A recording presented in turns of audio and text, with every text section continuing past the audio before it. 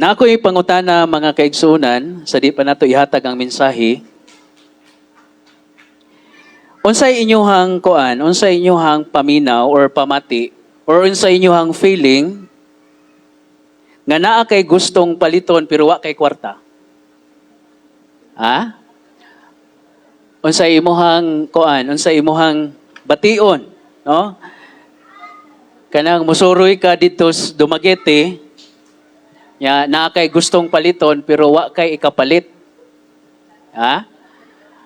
Mailhan daw kuno ning dagag kwarta o dili dagag kwarta kay kumusulod og mall, ang dagag kwarta wa nay lantaw-lantaw pilay presyo pag abot kuha ra dayon.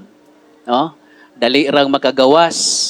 Pero kining gamay ra kwarta madugay kaayo nga naman magpili pa man kag unsay imuhang paliton.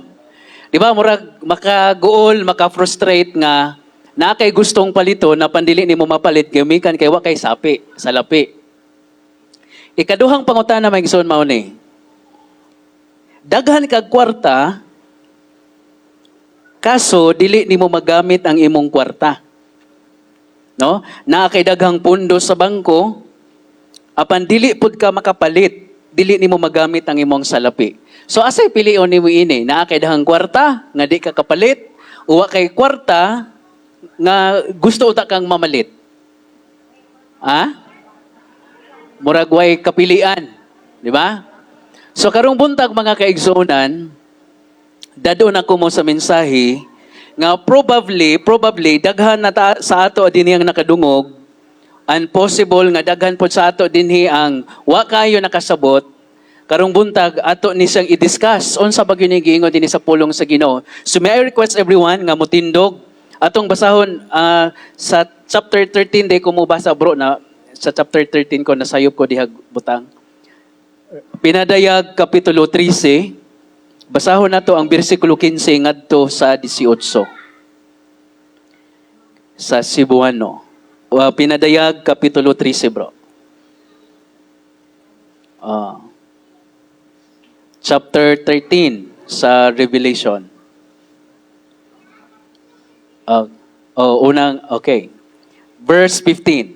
Ningon dinhi ang bersikulo 15. Gitugutan ang ikaduhang mananap sa paghatag og kinabuhi ngadto sa larawan sa unang mananap aron ang larawan makasulti ug mopatay sa tanan nga dili mosimba kaniya. Okay? Gipugos sa mananap nga mapatikan ang tanang tawo. Inila og dili inila. Dato og kabos, ulipon og dili ulipon. Diha sa tuo nilang kamot og sa ilang agtang. Ingon ang bersikulo 17, walay makapamalit o makapamaligya gawas ni adtong may patik sa ngalan sa mananap o sa numero nga simbolo sa maong ngalan. Sa labtunon kini, ang maalam makasabot sa kahulugan sa numero sa mananap kay ang numero simbolo man sa iyang sa ngalan sa usa ka tawo. Ang numero niini size. Okay? So nag-discuss tag pila ka mga Domingo mga kaigsunan about end times, nag-discuss takin sa tong mga patay sa Revelation chapter 20. Nya karon ato po ning hisgutan, unsa may pasabot ini? Daghan na nato dinhi ang nakadungog kabahin aning mark of the beast. Ba, elementary pa ko nakadungog na ko ani. Mabitaw tong sa una akong na-mention nga kinahanglan nga sidad-an ang imong balay kay dili makasulod ang Antikristo. Pero unsa bay gisulti sa pulong sa Ginoo? So karon klaro na to mga kaigsunan sa Biblia what the mark of the beast is not. Ato usa nang i-discuss in order for us to be clear unsa bay gisulti sa pulong sa Ginoo. Okay? Let us pray. Lord God in heaven, we pray nga ikaw may mag-aapli sa mong kasing-kasing sa mong salabutan o Dios. Pasabta mi sa mensahe ug pakita kami sa mensahe nga wa na mo makit-in ni adto o Dios. Tantanga ang among mga hunahuna, ang mga sayop nga pagsabot dining butang nga Ginoo. Labaw sa tanan, isipin mo mga anak, tabangi kami sa pagpangandam sa mong kaugalingon. Because nito, mi Lord God, nga kining panahon na, dili o wala nimo gitagana alang sa imong mga katauhan, Ginoo. Thank you, Lord God, for the privilege, Lord, nga mailhan namo, masabtan namo ang mensahe nimo karong buntag. Siliyuhin ni sa mga kasing-kasing o sa among mga hunahuna. In Jesus' name, Amen. Amen. Mayong buntag ug balik sa tanan. So karong buntag mga igsoon, dadon ako mo sa mensahe nga ang title is The Mark of the Beast. Kanang word beast is Antichrist. Kung naay sa dunay Trinity mga kaigsunan, doon na po'y gitawag Satanic Trinity, the anti-God, the beast, and the false prophet or the anti-spirit.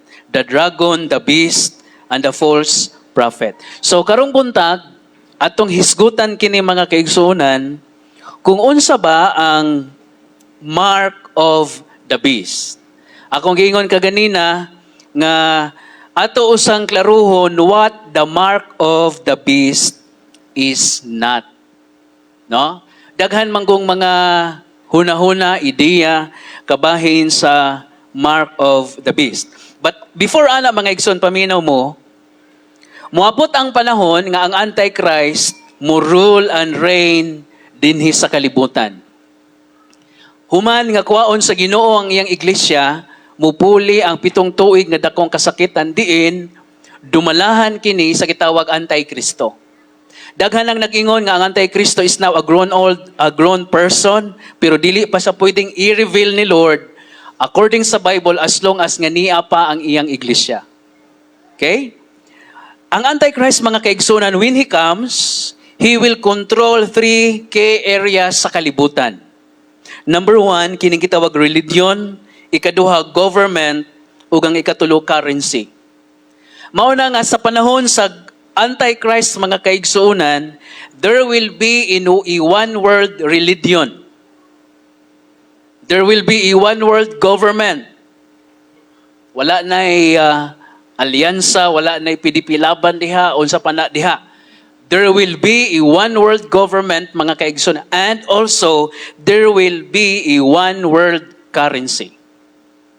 Mo nang niingon ko kaganina ninyo, unsa may inyong pilion na may ganahang paliton, di mo kapalit kay way kwarta, or daghan pud tag kwarta nga di nimo magamit gumikan kay panahon ining mga but-aning panahon na mga igsoon, even og billions and millions ang naa sa bangko nimo, as long as nga wa kay patik sa mananap, matud pa sa Biblia, di ka pwedeng makabaligya, di ka pwedeng makapamalit. Ngano? Ang Antichrist mga kaigsuonan will enforce everyone nga modawat sa patik nga marka sa iyang pangalan. Daghang nag-ingon, paminaw mo mga igsoon, ang writer sa Book of Revelation mga kaigsuonan, si Apostle John, usa siya ka Hudiyo, speaking his native language nga Aramaic. And he speaks also some Greek. Kay ang Greek man mao ang international language by the time. Daghang mga Bible scholars nga nag-ingon nga ang vision nga nakita ni John was actually in an inscription about the person nga muhari. Daghang nag-ingon mga kaigsuonan nga it is an inscription about Bismillah or katong dasyahada nga naa diha sa agtang sa mga Muslim. I don't have enough time to discuss mga kaigsuonan, but many Bible scholars believe nga ang Antichrist mga kaigsuonan, ang religion nga iyang dadon is ang religion, he comes from the religion of Islam. Because kung if imong basahon ang Bible mga kaigsuonan, tanang tao nga di mo submit sa iyahang authority, putlan og ulo, ug walay laing religion sa kalibutan igsuon nga nagamit og espada sa pagpunggot sa ulo sa mga taong di mo submit sa ilang religion. Okay? And by the way, when Apostle John nakakita siya og upat ka color sa mga kabayo, God is not just throwing random colors nga, okay, blue, puti, itom, green, o kanang red. God is sending us a message nga ang Antichrist, ang color nga nakita ni John, kining upat ka color actually is a symbol of the Antichrist. Just look around, search na nimo sa internet, kinsa nga mga grupo sa mga tao sa kalibutan nga ang ilang official colors is composed of green, white, black, and red. Naana sa ilang mga flag, naana sa ilang mga seals. Because God is not giving a random colors kay basta lang kay iyang nahuna-hunaan. He is sending a message sa atong mga tao. Okay? So unang-una, atong lantawon mga igsoon, unsa ba what the Antichrist o what the mark of the beast is not? Number one, it is not a microchip. No? Daghan man ang nagtuo nga ang microchip mauna siya mooy patik sa mananap. Dini sa Pilipinas, pipila pa lang ka mga tao ang nasampulan anang microchip. No? Pareha sa kadako sa grain sa bugas. Itugsok sa imuhang kamot. Pero sultihan ta mo mga kaigsuonan, these are tools nga gagamiton sa Antichrist to control and to enforce. But this is not the mark of the beast. Dili siya mao. Dili pod siya barcodes nga ibutang dinhi or i-scan diri. So dili pod na siya because kini nga mga ideya na nisikat ni siya tungod kay daghang mga tawo nga nag-ingon barcodes pod kuno daw na. Especially sa atong pagpamalit na ay mga barcodes diha nga atong i-scan, di ba? Oh, it's not a barcode pod. And ikatulo, dili pod sa digital IDs or QR codes. No? Dili sa digital ID, no? Na uban hunahuna nga ang mark of the beast is pinaagi sa ID. Unsay gingon sa Bible? Ang mark of the beast is i-imprint siya or imarka siya sa imong tuong kamot o sa imong agtang because naana say kahulugan nganong naa sa tuong kamot ug naa sa agtang sa tao. Di ba? Ang imong ID asa man imong gibutang nasa imong bag, nasa imong pitaka. Meaning imong ID tos imong sampot kung sa lalaki ka, di ba? Oh. So dili man mao man mingon ang Bible nga ang mark ato sa sampot ibutang dapit. So it's not a digital ID and lastly, it's not artificial intelligence or global surveillance. Pero sultihan ta mo mga kaigsuonan, balikon ko, mao kini ang mahimong tools for control and enforcement sa Antichrist. This will lead, pamina mga igsoon, example, naa kay billions of pesos diha sa bangko. Ang tungod kay convenience naman ning mag-shopping ka nga wa na kay dadong pitaka, wa na kay dadong ATM card kundi ang imuha na lang kamot. And when the Antichrist will come, ingon man ang Biblia nga di ka kapalit, di ka kabaligya ug wa kay patik sa iyaha.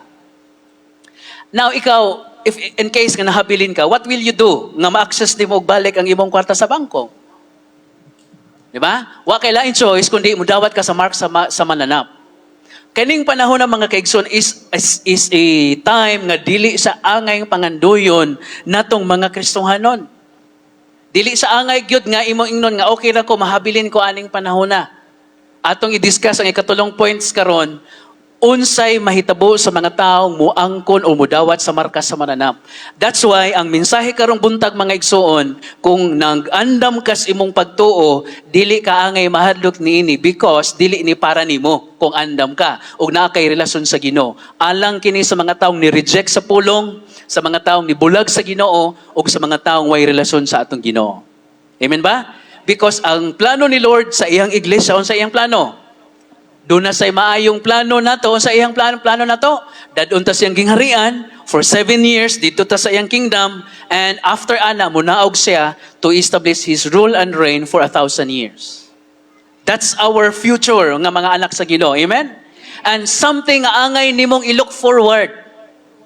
That's why it's an encouragement nga sa akong kinabuhi, Lord, kung naa pa may mga butang, personally na ako nga wa pag yun ako masurrender, ako ning isurrender sa imuha, kay maybe mao ni hinungdan nga basin unyag masangit tayo nagbalik sa Ginoo. Okay? So, ang matod sa Biblia mga kaigsuonan, no?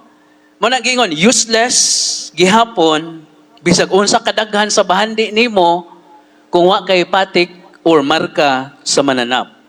Matod sa Bible, ingon siya ang mark, ingon atong basahon balik bro diha sa verse 10 sa verse 16. sa Revelation nga gibasa nato, gipugos sa mananap nga mapatikan ang tanang tawo. Pipilar ba ka mga tao? Ingon dinhi tanan. Unsa man ang inila o dili inila? Sikat, dili sikat. Sikat ba ta dili? Ordinary ratang tao, no?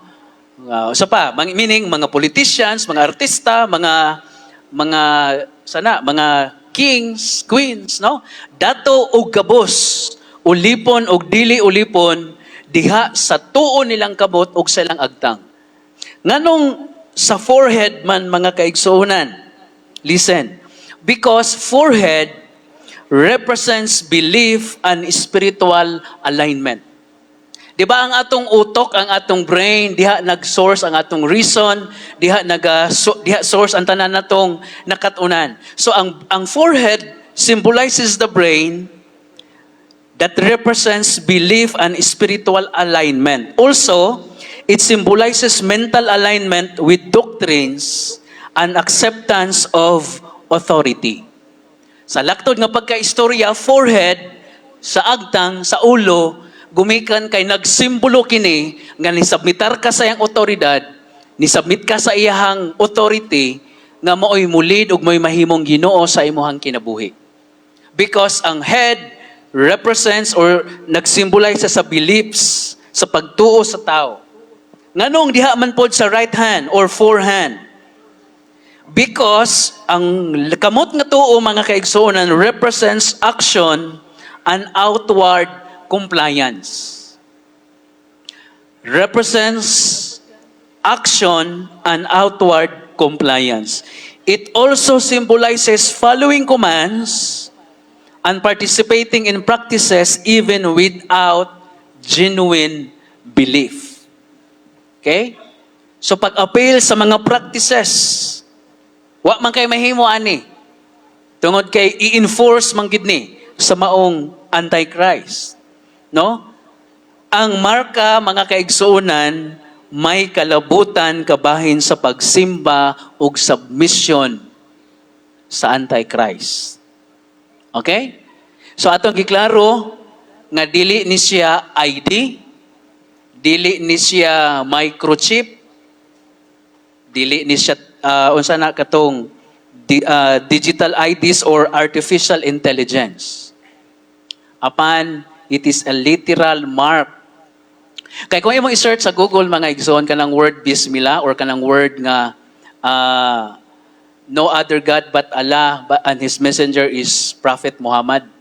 No? Kay matud pa, si John was Aramaic, yung native language Aramaic, and he speaks kanang Greek. Wa sa kahibalon sa pagbasa ang Arabic. That's why kung imong lantaw na dito sa picture sa kanang inscription, makita po na nimo dito nga sa maong ngalan dunay murag numbers nga 666. Sa laktod nga pagkaistorya ningon si John, ngalan manigtao. But the only thing nga ihang na-identify is ang numero nga tulo ka buok, 666. And also, dili po na sa literal daw nga 666 nga ibutang sa imuhang tuo, nga kamot o sa imong agnang. Okay? So, meaning, ang tao nga mapatikan ni ini, nagsimbolo nga na kay allegiance sa maong tao o sa maong mananap. And it is very dreadful mga kaigsunan ni ining mga panahon na. Kay nga no, gi-exampulan ganita sa umubong panahon last 2020. Di ba? Daghang mga gipakita lang sa Ginoo nga ingon ana og mas grabe pa adto ang mahitabo panahon sa Antichrist. Di ba? First time na kong nakasuroy sa Dumaguete nga murag ghost city ang Dumaguete gumikan kay Waitaw. Nagpalit tag alcohol, wa kay mapalit kay wa na po'y nagmanufacture. Moadto kag gangs, kinahanglan kang magpila. Gani kadto example pa lang. In other words, naghatag si Lord og warning nato nga mga anak, kining mga butanga nga akong ipakita nimo, these are warning signs for you to listen. These are warning signs for you to heed my voice, my commandments. Because time will come nga mas grabe pagyud ang mahitabo niini. Okay? So, actually, ang 13 mga kaigsunan o ang 14 nga chapter sa Revelation is connected ra siya because diha gi-explain pagod further ni John ug unsay mahitabo niya antong mudawat sa mga sa patik sa maong mananap. So na ako'y tulo ka points mga igsoon nga ihatag sa atoa ug ang maong tulo ka points makita nato sa chapter 14. No? Diha sa chapter 14 verses 6 to 10. Makita nato 6 to 13. Pero dili lang nato na basahon, ako lang ihatag ninyo ang reference every points nga ganahan akong nga akong i-share ninyo. Number 1 point mga kaigsuunan, mabasa nato diya sa chapter 14 verses 6 to 7. Basahon nato ang 6 to 7 brother sa Revelation chapter 14. Unsay giingon diha?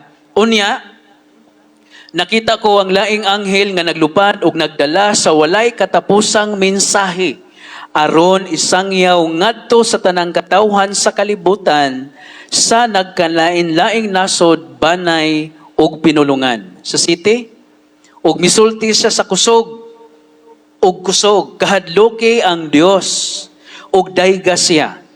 Kay miabot na ang panahon nga hukman niya ang katawhan, simbaha siya nga maoy nagbuhat sa langit ug sa yuta, sa dagat ug sa mga tuburan sa tubig. Ang mensahe sa first angel mga kaigsunan is a call to worship the Creator. During the tribulation mga kaigsunan, makita nimo diha nga even during the great tribulation, God shows His mercy and grace ra gihapon sa mga tao nga nahabilin anang panahon na. That is why this is God's final call to humanity. Nga niingon siya, worship God, simbahan ninyo ang Dios nga mao'y naghimo. Diba? Sa tanang butang, sa langit, sa yuta, ug sa tanang tuburan sa mga katubigan. This is a final call to humanity nga inyong simbahon nga naman. Ang mga tao sa kalibutan, mga kaigsoon, even sa atong panahon karon na ay pagtuo nga dunay Dios, but many of us or many of them nagsimba og sayop nga Ginoo. Nasabtan nato mga igsoon? I remember the story of King Amaziah. No, na-discuss na ko ni sa Bible study. Si King Amaziah, usa sa kahari, diin kanang gipildi niya ang katawhan sa Idumea. Atong basahon na brother. Naa diha sa 2 Chronicles chapter 25, 14 ug 15. Ni sulong siya sa Idumea, gipildi niya ang maong lugar, gipildi niya ang katawhan, pero unsay gibuhat ni King Amaziah, lantawan ninyo. Human nga na-conquer niya ang maong ang mga Edomites, ningon dinhi ang 14:15. Pag uli ni Amaziah or Amasias gikan sa gubat, unsay iyang gihimo?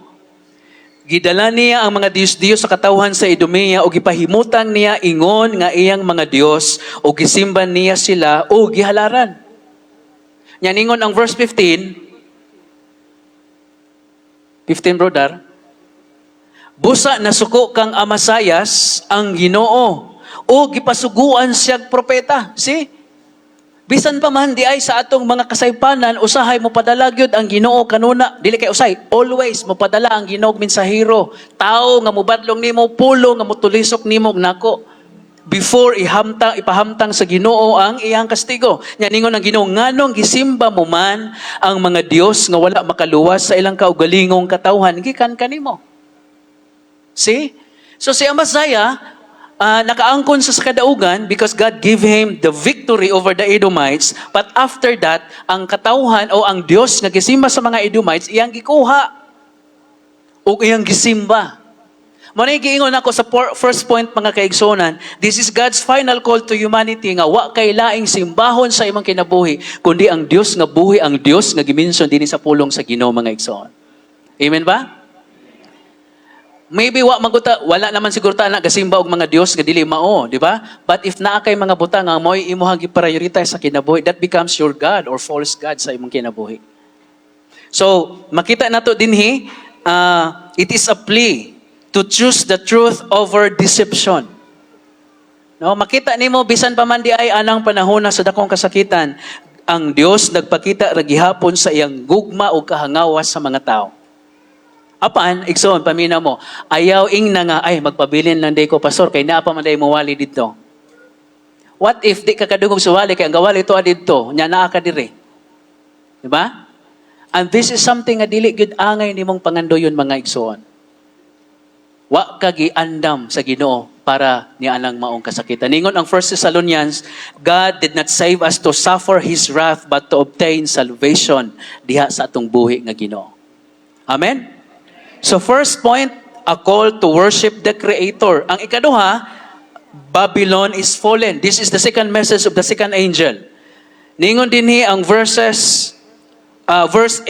sa Revelation 14 verse 8.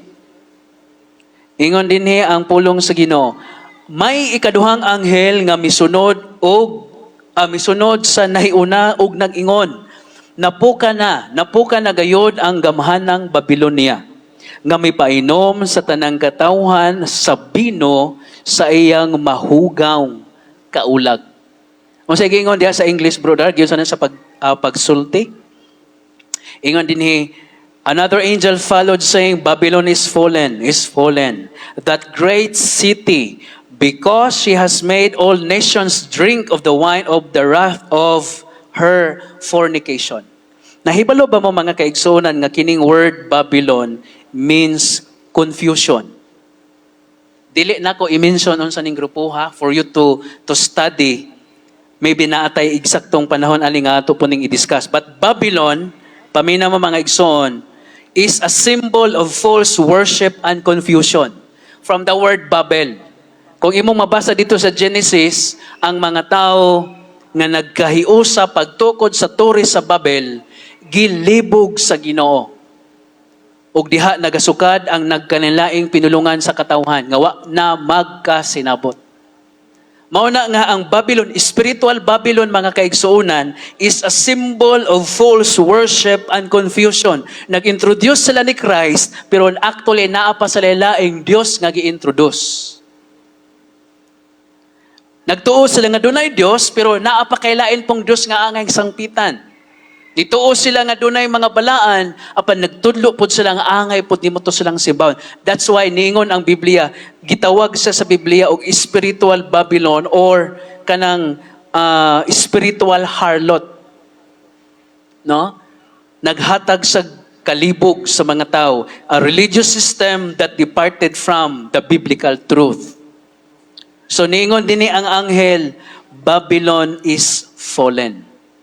Babylon is fallen. Because ang Babylon, literal Babylon mga igsoon sa panahon ni Nebuchadnezzar, is a place of wickedness and immorality. Mauna siya, Babylon or ang kining Sodom and Babylon.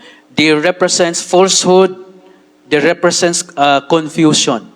Siguro ang uban ninyo, danay hint unsa ni nga giingon din ni John. No? So, it is a religious system nga nagtudlo nga si Christ Dios, but at the same time nagtudlo pod og lain nga mga Dios. Okay?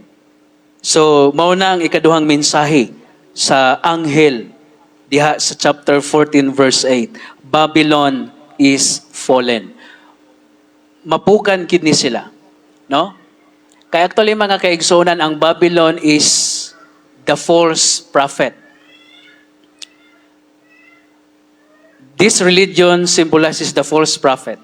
And the Antichrist comes from the religion nga akong gimension kaganina ninyo nga mo'y mo dominate sa tibuok kalibutan. Remember na kay mabasa diha sa chapter 13 nga doon na say samad nga ikamatay apan naayo. So it has a deep meaning because this kind of religion mga kaigsonan for 1,900 years plus sila nag-dominate almost all diha sa Middle East, even sa Europe. And this kind of religion or empire will be revived again at this time, at the end times. So mao ni ang gimension din ni John. Ikatulo katapusan nga point mga kaigsuonan, a warning against the mark of the beast. Unsa may warning sa Ginoo? Unsa may iyang gisulti? Dili day pwede ba nga kana bang maingon ka nga magpapatik-patik na lang ta kay aron tang maapil tas ayuda. Pwede ra man na dire no? Oh, bisag dili gyud siya so basta lang kay maapilan ta. Pero sa Ginoo mga igsoon, dili di na pwede ingon nga magpapatik-patik rata. Why? The moment nga magpapati ka, nag-declare ka nga ang imong allegiance wala na sa Ginoo, tuan na sa Antichrist. That's why basahon nato ning giingon sa chapter 14, 9 down to 11. Unsay giingon diha sa chapter 14 verses 9 down to 11.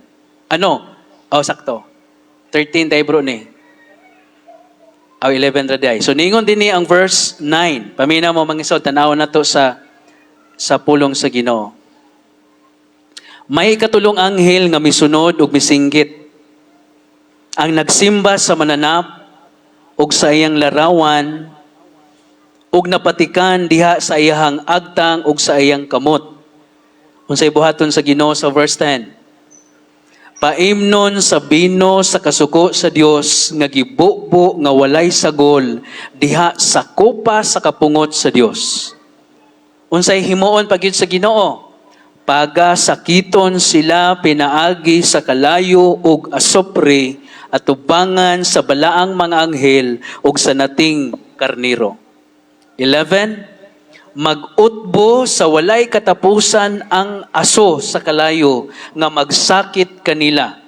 Adlaw o gabii maganto sa walay hunong kadtong misimba, misubmit ni hatag sa ilang allegiance sa mananap o sa larawan ni ini o si bisan kinsa nga napatikan sa ngalan sa mananap. Unsay hukom sa Ginoo mga kaigsuonan? God will allow them to drink the cup of His wrath. Og niingon ang pulong sa Ginoo, sakiton sila hangtod sa hangtod. Ingon ang verse 11 sa English, brother, atong lantawon dinhi. Niingon dinhi, the smoke of their torment ascends forever and ever, and they have no rest day and night. See? Dili day pwedeng maingon nga, Lord, magpapatik lang ko karon para lang ko mabuhi, para lang makakaon akong mga anak. After ani, ako mapuning ipa-delete, ipa-erase. Pwede ba na? Dili. The moment nga magpapatik ka, nagpasabot na nga ang imong allegiance to ana sa Antichrist. See? So, ang mensahe nato karong buntag mga kaigsuonan, actually, naghatag nato ni siya og kanang warning. Warning nga makaapil taaning panahona kung wala kay relasyon sa Ginoo. Warning o pahimangno nga pwede kang muantos kauban niining mga panghitabua kung wala kay tiunay nga relasyon sa Ginoo. The only way of escape niining panahon ng mga igsoon, walay lain. Dili ang imong performance, dili ang imong pagsigigsimba dinhi sa simbahan, although importante na ang imong relasyon sa buhi nga Ginoo. Amen ba? Ang imong personal nga koneksyon sa Ginoo. Mao nang ibilin ko kining pangutanaha, kumusta man ang imong koneksyon og personal nga relasyon ni Lord this week? Kumusta man? Ha? Kapila ba nimo giukab ang pulong sa Ginoo? Kapila ba nimo giludhan ang trono sa Ginoo sa imong mga pagampo?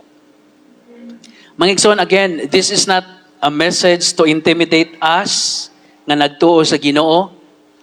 This is a warning sa mga taong way relasyon sa Ginoo.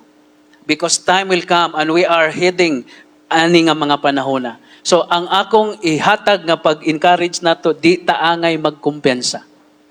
Because mobalik ang Ginoo sa panahon nga wa nimo gidahom, sa panahon matud pa sa Biblia, panahon nga ang mga tawo gabantay sa iyang pagbalik.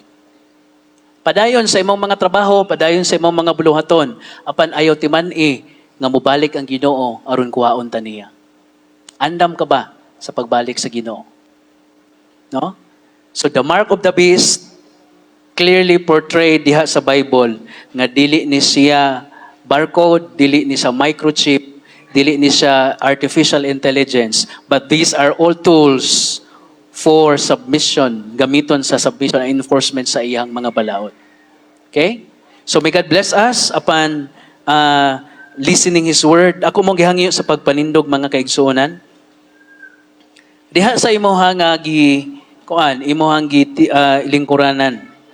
Ganahan ko nga maghuna-huna kag mga tao.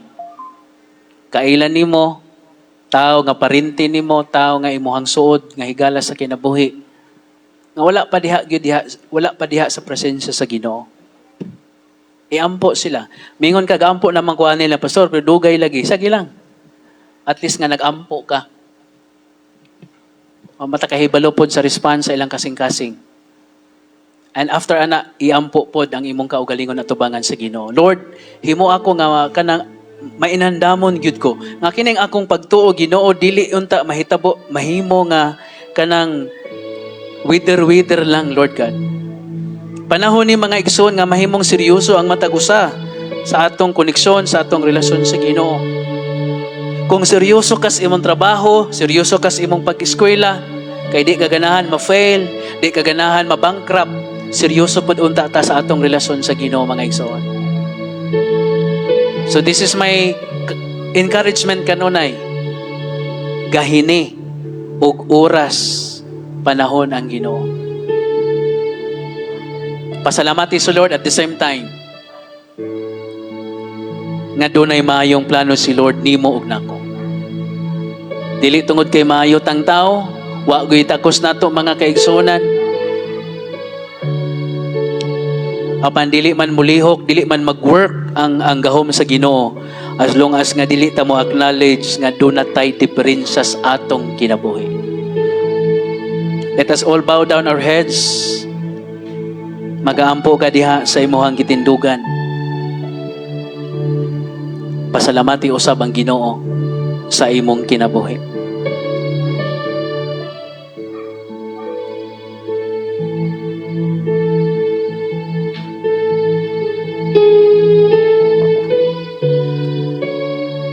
O Diyos nga Amahan, salamat.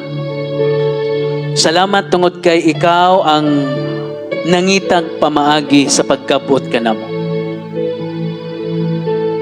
Among angkonon, Lord God, nga nahimulag kami kanimo gumikan sa among mga sala.